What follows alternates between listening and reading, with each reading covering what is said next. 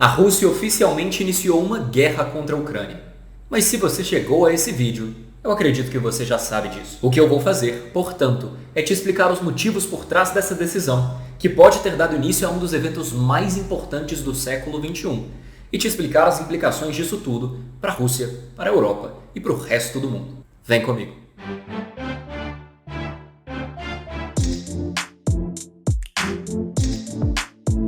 Olá! Seja bem-vindo ao Nick Internacional.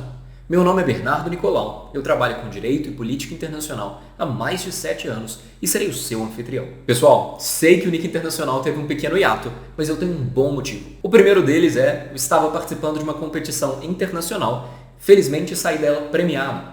O segundo deles é que eu estava finalizando a minha monografia sobre China e tratados internacionais de combate à mudança climática. E o terceiro motivo, é claro, eu finalmente tenho que formar em Direito e estava passando também na primeira fase da OAB. Mas resolvidas todas essas pendências, Nick Internacional está de volta.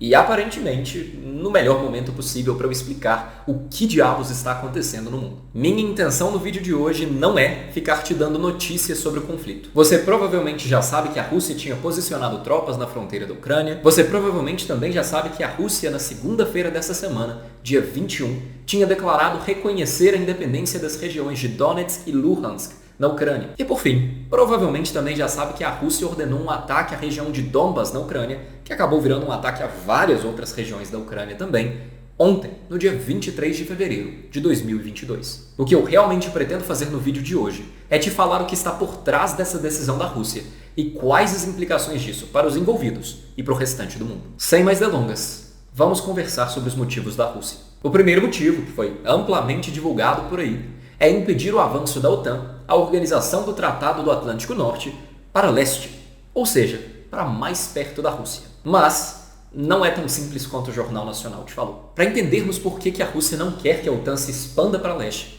primeiro, a gente tem que entender um pouquinho mais sobre o que aconteceu quando a União Soviética se fragmentou. Quando a União Soviética se fragmentou, ela levou com ela não só a integridade territorial em torno da mãe russa soviética, mas também a voz política que a Rússia tinha no contexto europeu e mundial. A Rússia, que antes era um dos dois grandes polos da segurança europeia, de um lado, Rússia e Pacto de Varsóvia, do outro, OTAN e os Estados Unidos, se tornou simplesmente uma espectadora da segurança europeia e não mais uma participante. Ao longo do tempo, a OTAN foi incorporando novos países ao seu instrumento de defesa mútua de seus membros, incluindo ex-países soviéticos. Isso fez com que a Rússia se sentisse encurralada, porque cada vez mais, tanto os armamentos quanto as tropas da OTAN estavam mais próximas do território russo. Apesar de nunca ter tido uma ameaça real dos países ocidentais invadirem a Rússia na contemporaneidade, essa imagem de uma Rússia encurralada é o que a Rússia usa para alimentar os sentimentos de animosidade dos seus cidadãos contra o Ocidente. Ao longo do tempo, a Rússia foi se reestruturando politicamente, economicamente, militarmente e foi fazendo pequenos testes da disposição e da coesão da OTAN. Esses testes envolviam, por exemplo, colocar tropas próximas à fronteira da Estônia, Letônia, Lituânia, que viviam morrendo de medo da Rússia, fazer alguns exercícios militares no Mar Negro, envolviam, por exemplo, a Guerra da Geórgia de 2008 e, mais recentemente, de forma mais famosa, envolveram também a anexação da Crimeia de 2014. Claro, a Europa ficou ultrajada, várias sanções econômicas foram impostas à Rússia, mas deu em pizza. Porque no final das contas, a Crimeia acabou com a Rússia. Embora a comunidade internacional, em grande medida, não tenha reconhecido a Crimeia como parte da Rússia, é difícil negar que, de fato, é um território russo. E não foi só por meio de atuações diretas que a Rússia testou a coesão da OTAN. A Rússia também fez isso por meio do uso de proxies. Proxies, no geral, são agentes terceirizados que você usa para alguma função. No caso da Rússia, esses proxies foram, por exemplo, grupos separatistas financiados tanto na Crimeia quanto nas províncias de Donetsk e Luhansk desde 2014. Um outro exemplo de proxies da Rússia seria o uso de organizações de hackers internacionais para tanto interferirem com eleições de outros países, quanto realizarem cyberataques tanto à Europa quanto aos Estados Unidos. E por meio desses proxies, a Rússia foi tanto semeando a discórdia dentro de países membros da OTAN, quanto enfraquecendo regimes anti-Rússia em ex-países soviéticos. A OTAN também não ajudou. Apesar de a Ucrânia não fazer parte da OTAN, A OTAN deu treinamento às tropas ucranianas, cedeu armas e equipamentos às tropas ucranianas, fez exercícios navais no Mar Negro, principalmente em mar territorial da Crimeia, que atualmente opera como se fosse um território russo, e várias outras coisas que deixaram a Rússia irada. Ao longo do tempo, embora a Rússia e membros da OTAN tivessem tentado negociar um consenso em torno disso, não foi possível. E isso acabou resultando numa Rússia cada vez mais corajosa e cada vez mais irritada com o que estava acontecendo. Principalmente porque a Ucrânia já é do lado da Rússia. E a Rússia não permitiria, sob nenhuma hipótese, que armamento da OTAN, principalmente certos mísseis balísticos, fossem instalados na Ucrânia. Ok, essas são as peculiaridades desse motivo, que foi tão casualmente apresentado na mídia. Mas esse não é o único motivo. O segundo motivo da Rússia para fazer essa investida contra a Ucrânia é tentar reconquistar o peso político que a União Soviética tinha no cenário mundial. Para entender isso, é interessante nós pensarmos um pouquinho na visão bastante específica que a Rússia tem sobre o direito internacional. Na visão da Rússia, todos os países são soberanos, mas alguns são mais soberanos do que outros. Há, entre os países do mundo, grandes potências que são absolutamente soberanas e podem fazer o que bem entendem. Há outros países menores que também são soberanos e que podem fazer o que quiserem, contanto que isso não afronte as grandes potências que imperam sobre a zona de influência na qual esse país está localizado. Um exemplo disso seria a Rússia e os ex-países soviéticos, que a Rússia reivindica como países da sua zona de influência. Eles são livres para fazer o que quiserem, contanto que isso não vá contra a Rússia. Também na visão da Rússia, ela deveria ter um peso muito maior em todas as discussões internacionais, porque ela é uma potência nuclear, militar e cibernética com ampla vantagem de recursos sobre a Europa, principalmente considerando seus recursos de gás natural e petróleo. Além disso, recuperar parte do peso político da União Soviética, na perspectiva russa, significa ser reconhecida como a líder do bloco conservador dos países. E isso significa, no geral, a líder dos países autocráticos conservadores, como Belarus, Cazaquistão, Venezuela, Cuba, Síria, entre outros similares. Todos os países que eu listei aqui recebem apoio, seja logístico, seja militar, seja financeiro da Rússia, em alguma medida. Só que viabilizar esse tipo de posicionamento pela Rússia, principalmente o apoio a esses países tido como párias do sistema internacional, é importante testar a capacidade de resposta do bloco ocidental. E é isso que a Rússia tem feito. E por fim, o terceiro grande motivo da Rússia para fazer essa investida contra a Ucrânia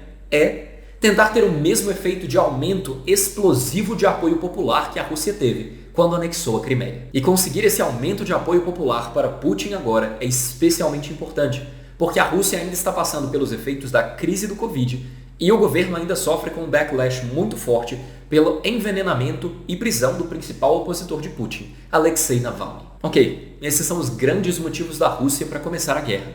Mas tão importantes quanto os motivos são as implicações desse conflito para a Rússia, para a Europa e para o resto do mundo. Vamos começar com a implicação desse conflito para a OTAN. Para a OTAN, há duas possibilidades. Ou ela sai mais forte, ou ela sai mais fraca. Nossa, Bernardo, mas você não me disse nada agora. Eu sei, parece contraditório.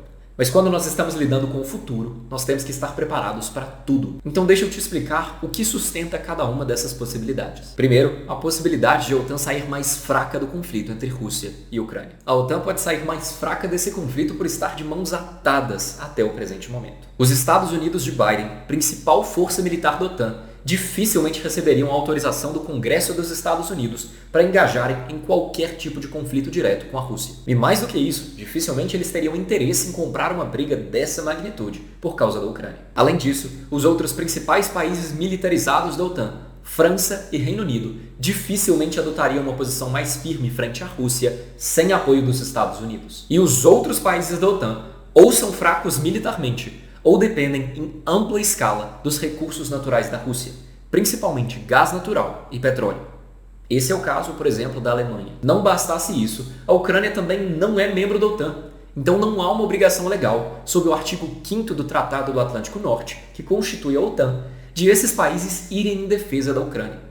E frente à fraqueza econômica que a maior parte deles tem enfrentado por causa da crise do Covid, o mais provável é que eles optem não entrar de forma mais forte no conflito. Só que isso quebra a principal ideia fundante da OTAN, que é da Organização do Tratado do Atlântico Norte como uma garantidora da segurança no território europeu. E isso faz com que a OTAN perca bastante força frente principalmente a países menores e aliados da OTAN que não são membros oficiais. E o grande problema desse cenário todo é que quanto menos força a OTAN tem, menos custos a Rússia tem para agir contra ex-países soviéticos na Europa, como Letônia, Lituânia, Estônia e até outros países como Finlândia e Suécia. Só que a gente também pode considerar a possibilidade de a OTAN sair mais forte desse conflito. Por quê? É real, em alguma medida, que a OTAN é uma relíquia da Guerra Fria. Ela foi criada em um contexto completamente diferente, em que havia um embate constante entre o bloco capitalista e o bloco socialista de nações. A OTAN acabou se tornando uma relíquia porque ela é uma instituição de defesa mútua dos países membros. Só que não teve nenhuma grande ameaça à Europa desde a dissolução da União Soviética e do Pacto de Varsóvia.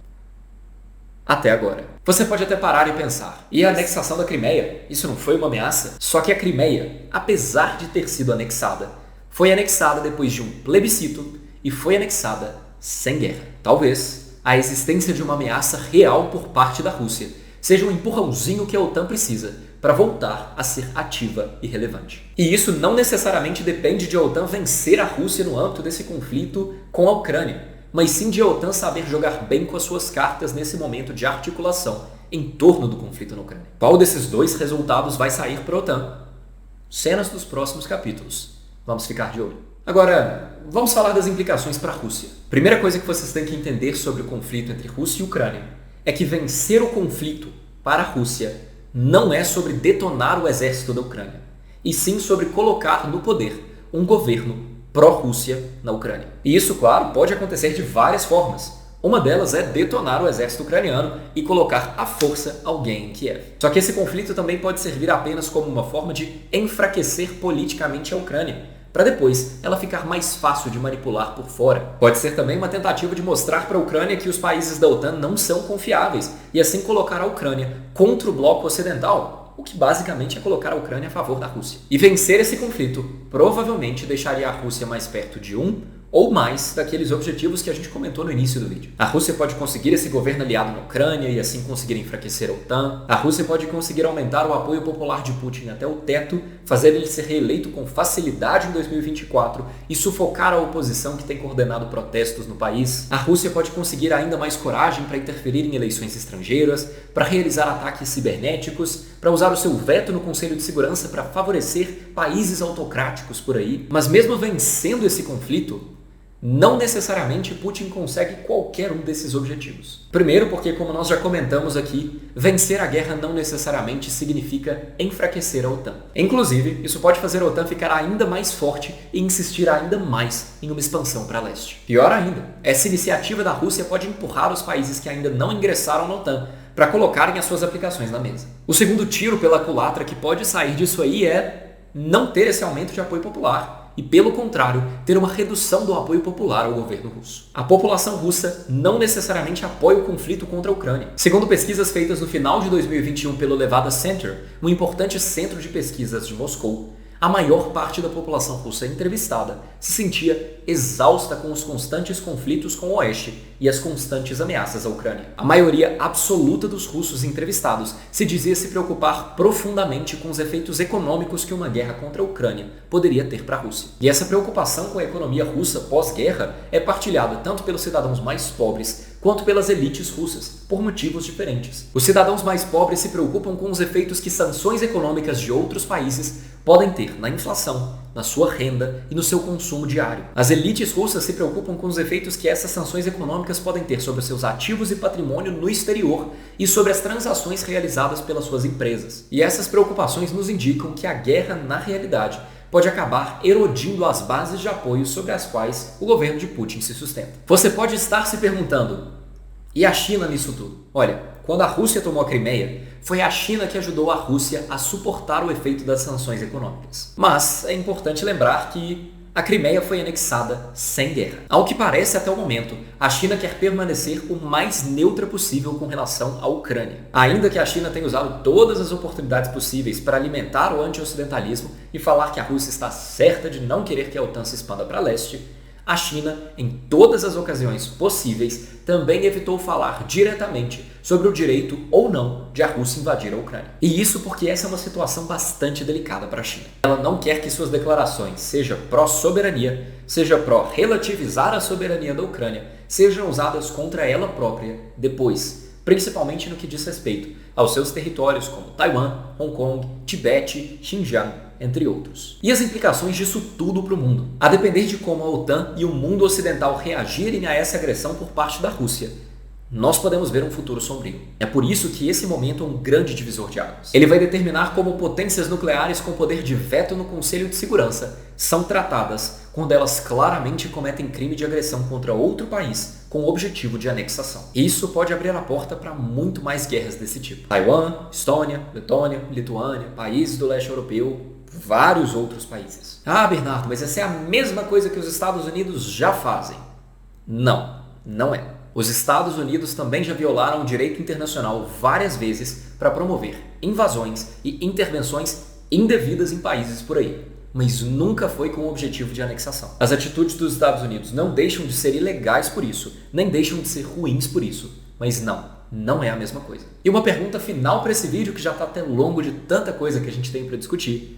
Vai ter uma terceira guerra mundial? Dificílimo. Primeiro porque, apesar de desoladora a situação na Ucrânia, é absolutamente improvável que os países optem por entrar em um conflito de grande escala pela Ucrânia. Segundo, porque a grande maioria dos países ainda está se recuperando dos efeitos da crise do Covid e, em especial, da inflação resultante das medidas de assistência adotadas durante a pandemia. Guerra significa injeção de mais dinheiro na economia, e injeção de mais dinheiro na economia, nesse caso, significa mais inflação. Mais inflação, para a maior parte desses países, nesse momento, significa mais crise. E é bastante improvável que os países optem por se colocar nessa posição. E, em terceiro lugar, porque a Rússia não é boba. É uma coisa você comprar o blefe da OTAN e assumir um risco calculado numa guerra contra a Ucrânia. É outra coisa você dar a cara a tapa para um conflito de proporções imensas e de riscos incalculáveis.